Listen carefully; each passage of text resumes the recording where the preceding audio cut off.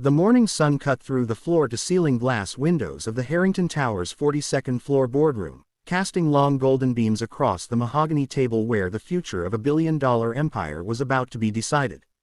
Marcus Williams stood at the door, dressed in his finest pinstripe suit, a single envelope clutched in his hand. His jaw was tight, his eyes were calm. He had been the right-hand man of Edmund Harrington, the founder of Harrington Global Industries, for over 12 years. He had poured his blood, his time, and his loyalty into that company when nobody else believed it would survive.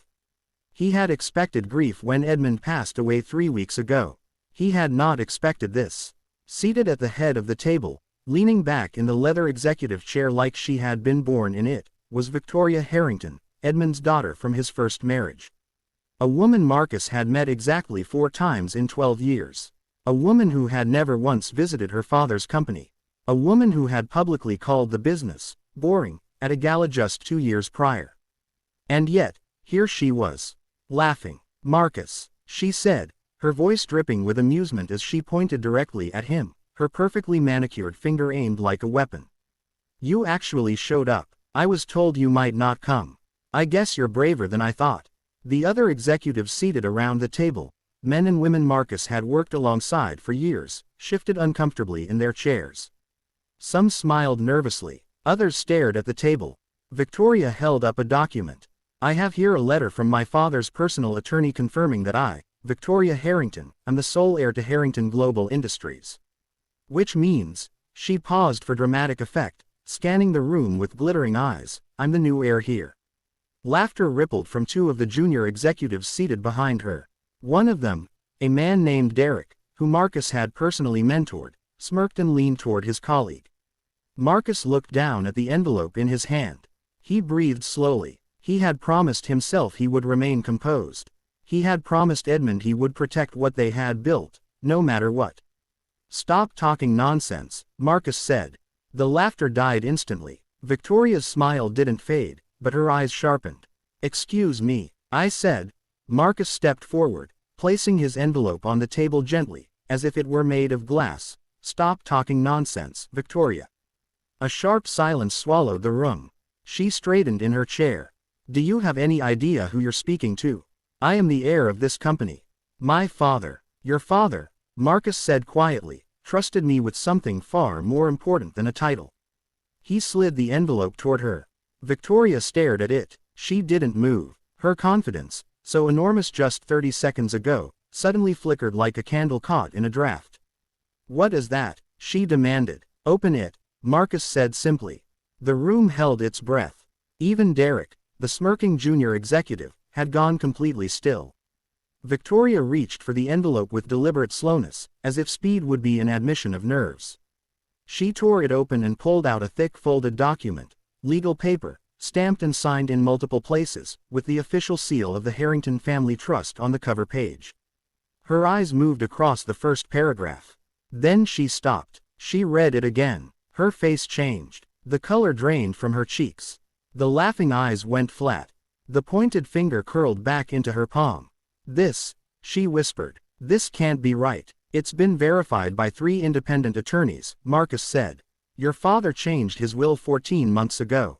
After your last visit. The one where you told him he should sell the company and retire to a beach somewhere because, and I quote, 'this whole thing is just an embarrassing old man's vanity project.'"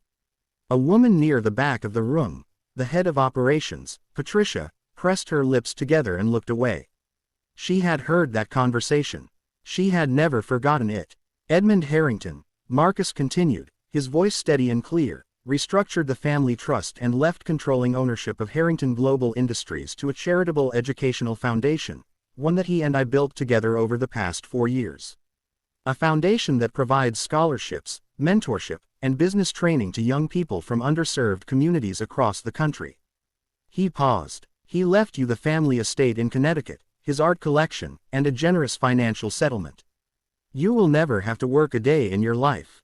But this company, the people in it, the mission behind it, he trusted that to someone who actually cared about it." Victoria's jaw tightened. "You manipulated him. You isolated him from his own family and convinced a sick old man to Your father was not sick when he made this decision, Marcus said firmly. He was sharp, clear-minded, and fully aware of what he was doing. There are medical evaluations, witness testimonies, and 14 months of documentation to prove it. Your attorney already has copies. He looked around the table at the executives, his colleagues, his peers, people who had watched this unfold with wide, silent eyes. Edmund Harrington built this company from nothing because he believed that business could be a force for good. He believed that opportunity should not be determined by where you were born or how much money your family had. He believed in this team. Marcus gestured around the room. And he believed that legacy was not about a name on a building. It was about what you leave behind in the lives of other people. Victoria stood abruptly, her chair scraping loudly against the floor.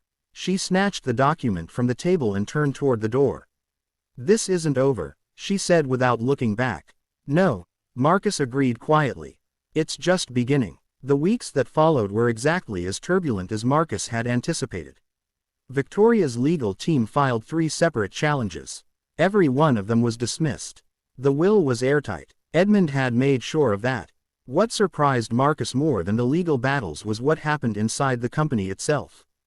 Derek, the junior executive who had smirked and laughed that morning, came to Marcus's office 2 days later.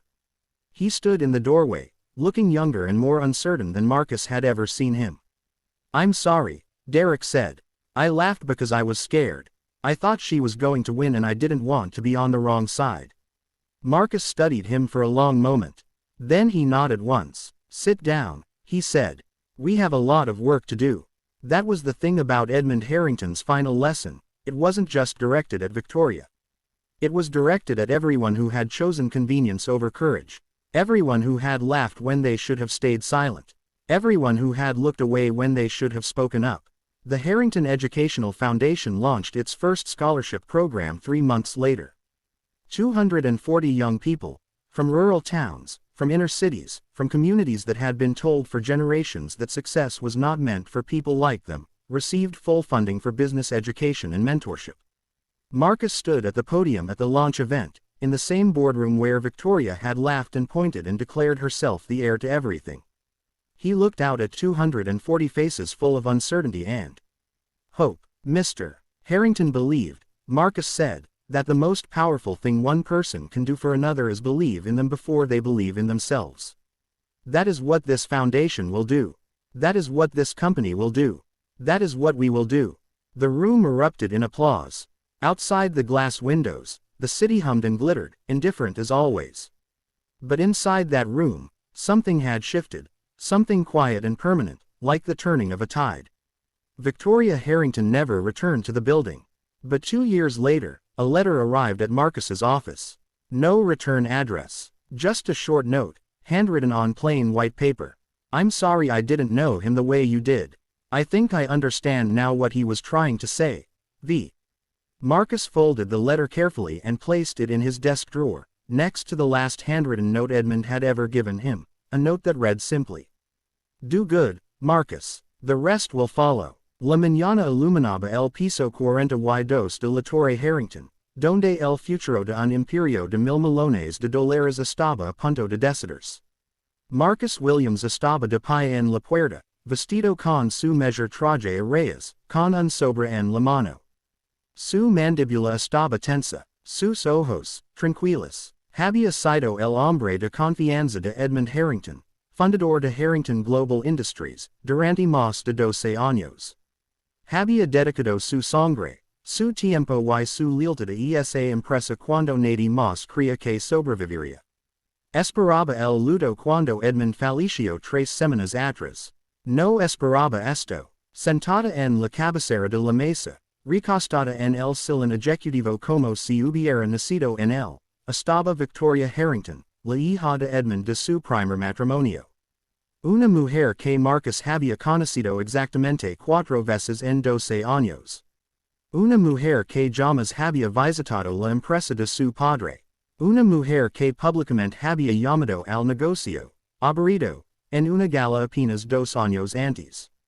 Y sin embargo, aquí estaba, riendo. Marcus, dijo ella, con voz divertida, señalándolo directamente con el dedo.